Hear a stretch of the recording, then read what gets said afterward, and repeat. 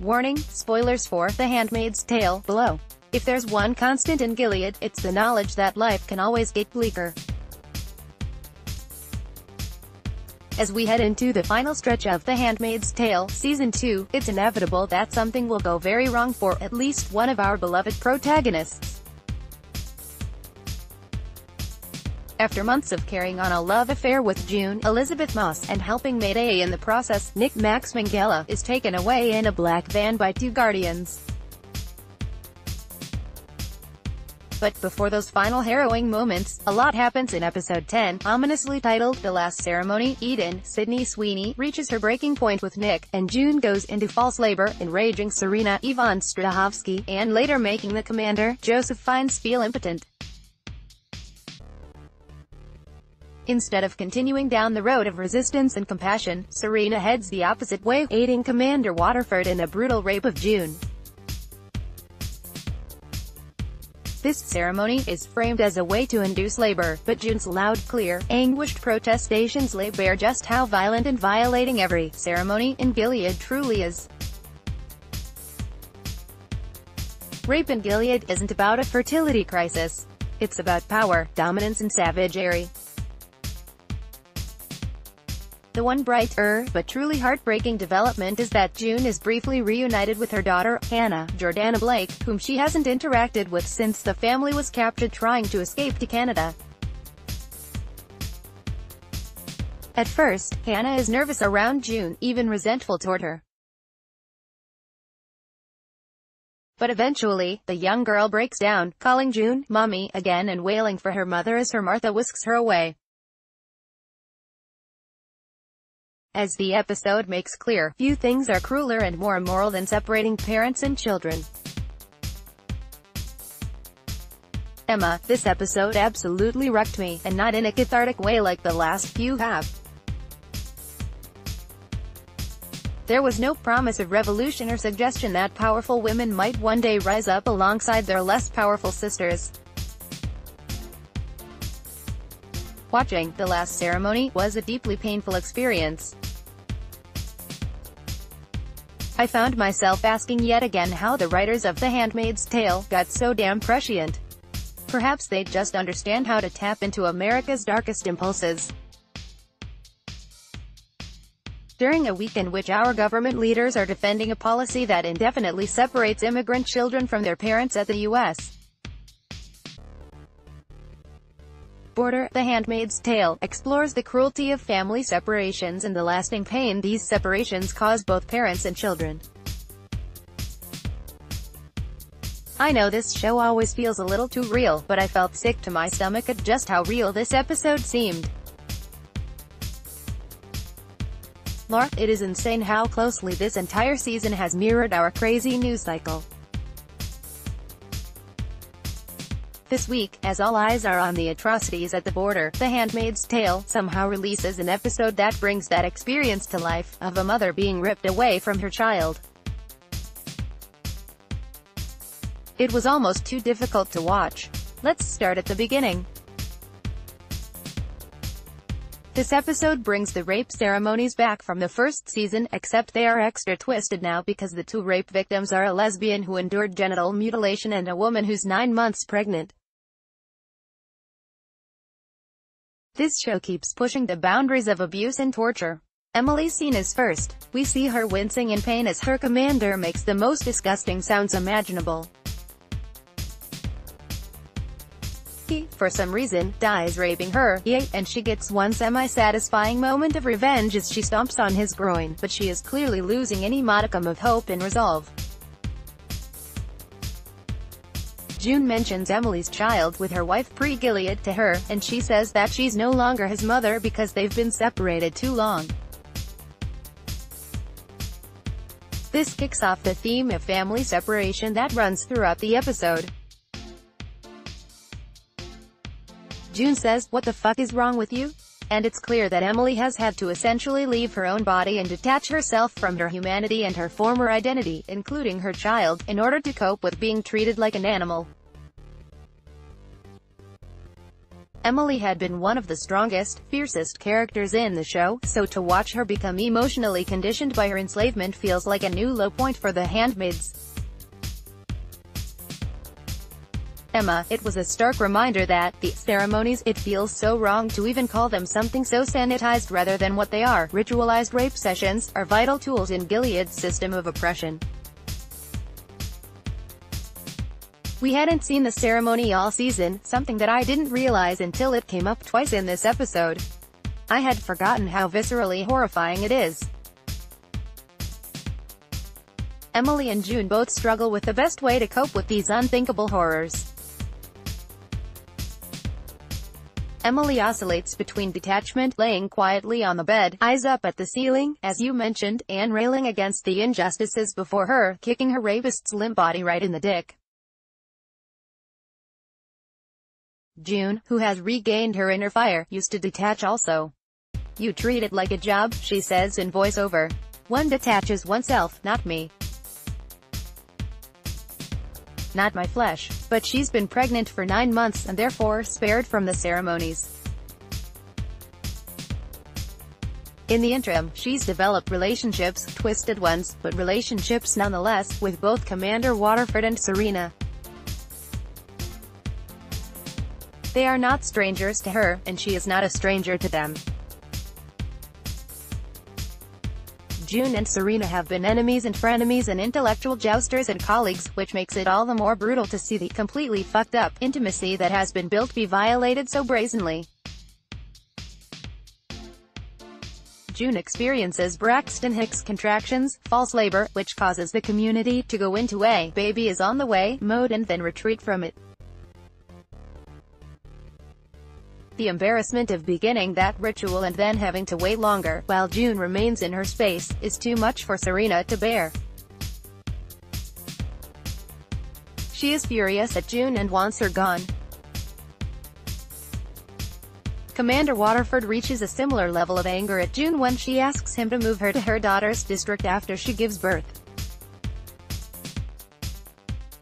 He feels manipulated and rejects her request, leading June to lash out and imply to him that the child she's carrying isn't actually his and that he will never experience what it's like to have a child of your own. Flesh and blood. The commander is tired of being made to feel impotent by the more powerful women around him, and Serena is tired of having to confront her own complicity and unhappiness every time she sees June. The only way for them to feel big and strong and justified in their actions is to put June back in her place. And the way they decide to do that is through the mechanism Gilead has always used to put unruly women in their places: rape. It's a brutal reminder that in Gilead and in our world, rape is not about sex. It is about power and control. Mark, yes, good point. The commander is literally impotent in the show, but the worst kind of impotence for him is the feeling that both Serena and June are challenging his power. He beats Serena when she circumvents him to sign documents in his name, and he rapes June after she suggests that he may not have the power to move her to her daughter's district. Serena comes up with a flimsy excuse for the rape ceremony, which is that sex could be a natural way to induce labor. But unlike in the first season, where the people of Gilead can use the Bible to justify these rape ceremonies and make them about procreation, this rape of a very pregnant June is clearly just a way for both Serena and the commander to reassert their power over her. What's interesting, then, is that the commander arranges for her to see her daughter, an unexpected and confusing act of compassion and kindness after a brutal sexual assault. He seems to be battling with his own demons, wanting to be a good and humane person and possibly even caring for June, but ultimately corrupted and limited by his own thirst for power. Serena, meanwhile, feels impotent too. She lives in a society that only values women for their fertility, and she is unable to have a baby. She was smart and talented once, too, but those talents have no place in Gilead. So her only way to feel power and agency is to assert power over June. Can you finally agree with me, though, that Serena is no longer a sympathetic character? The image of her hand gripping June's wrist and holding it down on the bed is burned in my brain forever. Emma, fine, yes. I knew I was being too optimistic and thinking that Serena could ever be even a partial ally. Deep in my soul, I knew she was a redeemable, but who doesn't want their problematic fave to become less so? But I'm still fascinated by Serena. And I do believe her eyes wide open depravity in the moment she ignored June's screams of agony, holding down her wrists harder instead of helping her, will haunt Serena in the weeks to come. She's a redeemable, but she's not a flattened monster, which is exactly the point. People who commit atrocities are also capable of compassion, which makes them all the more fucking terrifying. You don't have to do this. It doesn't have to be this way. June screams as the commander wrenches her legs open and Serena pins back her wrists. June is correct, Serena doesn't have to do it and it doesn't have to be this way. What Serena makes is a choice, a barbaric one. And she knows it, which is why the minute the commander finishes, Serena lets go of June and leaves the room. Out of sight, out of mind. To switch topics a bit, we need to talk about Eden. I know she's a character we've really only danced around in these chats because we don't quite know how to feel about her, but this episode felt significant in her character's development. We saw the flirtation she developed last episode with Isaac, the somewhat more age-appropriate though violent guardian, come to a head. After being ignored and belittled by everyone in the Waterford home for weeks, Eden latches on to Isaac's attentions and kisses him.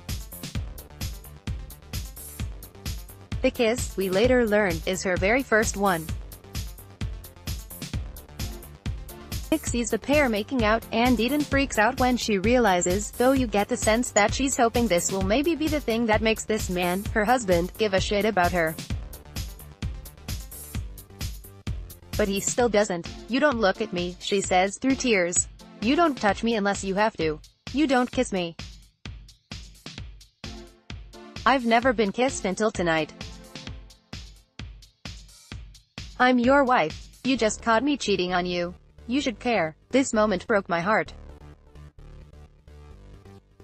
It reminded us that as suspicious as we may have been of her, and perhaps still should be, she's a teenager, a child. She has no support and no one to talk to and no ability to explore life's little pleasures, like kissing a boy that made you feel butterflies in your stomach for the first time. Laura Eden is an interesting character because she's the only teenager we've seen in Gilead, trying to navigate its sex-negative culture. She is way too young to be in a loveless, sexless marriage, or any kind of marriage. She is just starting to be a sexual person in a place where women are punished for experiencing sexual pleasure of any kind. And she naturally wants Nick to want her, wants to feel attractive as all teenagers do, but is incredibly frustrated and confused and hurt when that doesn't happen. I think we have always seen Eden as a kind of snake in the grass. We're pulling for Nick and his romance with June, and Eden is in the way, noticing Nick's lack of interest, finding the letters he was transporting to Canada and noticing the way he looks at June, all things that could get him sent to the wall. So far, though, she hasn't betrayed him or suggested in any way that she wants to turn him in. She's just a girl at the cusp of womanhood who wants to be wanted and is stuck in the shittiest possible society. It's interesting to me that Nick is completely unable and unwilling to comfort her. She sobs and sobs, and he gives her short, cold answers and refuses to even hug her or give her any kind of reassurance that it's not her fault or anything she lacks. Maybe he is afraid that if he gives her any affection at all, it will give her the wrong idea about what their relationship is going to be, or maybe he is just overwhelmed by guilt because he is married to a child. At least June tried to soothe and comfort Eden, though, recognizing that she's just another victim of this patriarchal world. I like Nick, for some reason, but he has the personality of a wooden stool. Emma, he really does. A very, very attractive wooden stool. It is the curse and blessing for this show that the women characters will always be infinitely more complex and compelling than the men. Though perhaps the man who is the most fascinating to me is Commander Waterford. After raping June, he seems to feel guilty, perhaps? I agree with your earlier assessment, Laura. I think he fancies himself a generous and moral man, so when he does something heinous to a woman, he follows it up with an act he would consider magnanimous. After beating Serena, he builds her up as a strong Gilead wife, and asks her to accompany him as an equal on a diplomatic trip. After raping June, he gives her away to see her daughter again, if only for 10 minutes. And this is where we see the monstrosity of family separation laid bare. Nick drives June, at the commander's behest, out to an unnamed mansion in the woods. Everything is covered in white snow, so June in Handmaid red stands out against the backdrop. They go inside, and Hannah is there with her. Martha, my baby, June cries out, immediately running up and embracing her daughter. But Hannah, after at least a year or two of not seeing her mother, is startled by June's presence, afraid of her and confused by her and angry at her. Finally, June gets to the crux of the issue. Did you try to find me? Asks Hannah. Why didn't you try harder? Not only did Gilead destroy June by taking away her child, Gilead destroyed Hannah by making her wonder why her mother and father had abandoned her. Laura, there are few things worse for a young child than being abandoned by her parents, and few things worse for a mother than being forcibly separated from her child. And adding to the horror, June asks Hannah if her new parents are treating her well, if they've ever punished her, and the Martha says they've only hit her twice. So not only does June have to live without seeing her baby, but she has to live with the knowledge that her child is being physically abused in the hands of other people. A version of this is, as we mentioned earlier, currently happening at the US-Mexico border, and it's impossible not to see this episode in that context. Hannah has a new name, Agnes, and she's trying to embrace her new parents and forget her mother, but of course she will never forget her mother or the trauma of being ripped away from her. Even if they are reunited at some point in the future, which June is determined to make happen, irreparable harm has already been done to that child. And it's been done, ironically, by a society that was enabled by an infertility crisis, that claims to value motherhood over all else. Emma, exactly. Time and time again, we are reminded how little Gilead respects mothers and children, and how much they revel in using those groups for the gain of the ruling class. And, of course, because this is The Handmaid's Tale, one tragic separation just isn't enough. After Hannah is ripped away from June yet again. Side note, the Marthas are the unsung heroes of this society. Seeing everything and nurturing these children, June just loses it. She's breaking down. Cars approach and Nick gets her inside the mansion and goes back out to talk to the guardians that pull up. But they know no one is supposed to be there and don't buy his obviously bullshit excuses. So June has to watch from afar as her second love interest, partner, baby daddy is knocked out and taken away. June is left all alone, in the middle of nowhere, about to give birth at any moment. par for the course for Gilead, and enough stress to make me want to leave my TV room and vomit. The final note I took on this episode about sums it up. Fuck, Laura, yeah, this ending was bleak. They didn't even give us a song. They better make up for this next week. Episode 9, The Handmaid's Tale, has its first real Me Too moment. Episode 8, The Handmaid's Tale, exposes how much we lose when we ignore the work of women. Episode 7, in The Handmaid's Tale, the greatest threat is a woman with a pen. Episode 6, in The Handmaid's Tale, the road to Gilead is paved with Ann Coulter doppelgangers. Episode 5, The Handmaid's Tale, explores what resilience looks like in hell. Episode 4, The Handmaid's Tale, brings us the world's most cut up baby shower. Episode 3, Handmaid's Tale, takes on the everyday horror of disappointing your mother. Episodes 1. Correction: due to an editing error, the previous version of this story misstated the relationship between Emily and her son. Download.